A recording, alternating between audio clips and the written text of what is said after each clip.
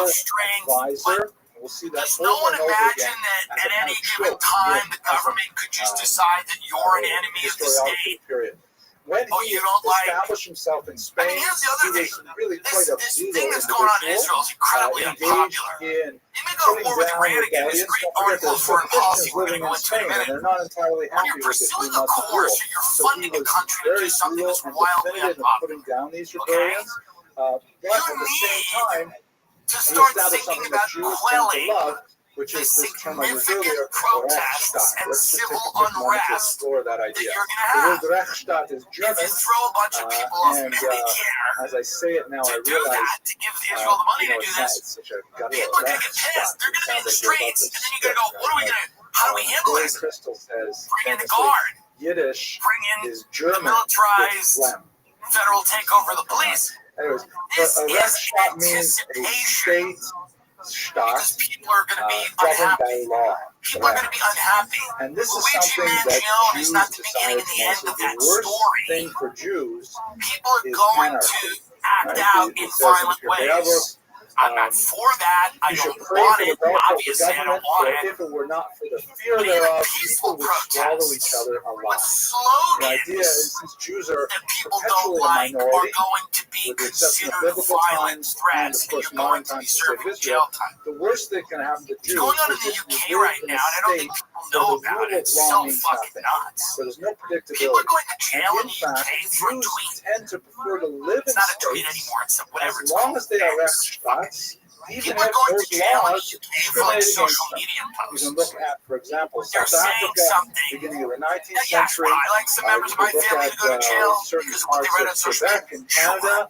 But as a policy, no. In many countries, Jews You are know, and I'm very not happy talking to about live, like go kill someone even at if they that have some address, like where it's disabilities, social clearly or otherwise, like, as long as they know that, you know, I'll defend the law. But when you start, with impunity. we're not even talking about that. A Jew can We're sue a talking non-Jew about court and expect the law to people be that are applied voicing an fairly opinion to that them. people Even might though they have consider disabilities, anti-immigrant or legally, civilly, and anti-Semitic, socially, as long as going it's to predictable a and jail you can live within those because of boundaries. something So they essentially, wrote. Get that's what that up. happens. That is Abdel happening Rahman sets up all something the which is time fundamentally a in Rechtsstaat, the and that UK. allows for a tremendous flourishing And there of Jewish are, culture. Spain is a unfortunately, Rechtsstaat. All of a sudden, you have this a new lot of new phenomenon hate that takes crime place over laws being decades debated that here Jews start migrating that to Spain. Think about end up the being tremendous that. reversal here. Okay? Jews are being expelled from Here we Spain. go. Let's listen to where this. nobody wants to live in Spain, and all of a sudden, it's slowly picking up 20 more and more months. Jews who are moving It's on to through say North that you did Africa not want from the your Middle money East, and they're making going their to way corporate. to this 20 months, Facebook post, tinier jail. frontier country.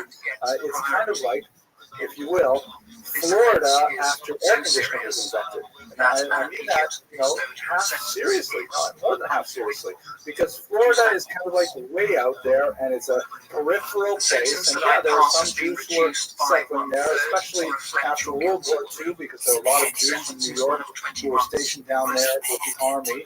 And then all of a sudden they say, you know, it's pretty nice here, about 10 months of the year. So 20 months. Now, the guy said, I don't want immigrants raping the kids, but I've said that no. This is the most articulate thing this black man said. Is that, hold on, wait a minute. Electricity and is not I mean, it's bad people, you actually said it. And oh my gosh, But it's a no, explosion in Florida. this quote Who tweeted would want to live in Florida? No, these are not articulate so Spain people. is like that too. Spain is like this People crazy that are awful on place the to live under internet the are not like hundreds of years. articulate people And then with that are the really Muslims, good at all of like a sudden, expressing there's a tremendous amount of themselves potential there.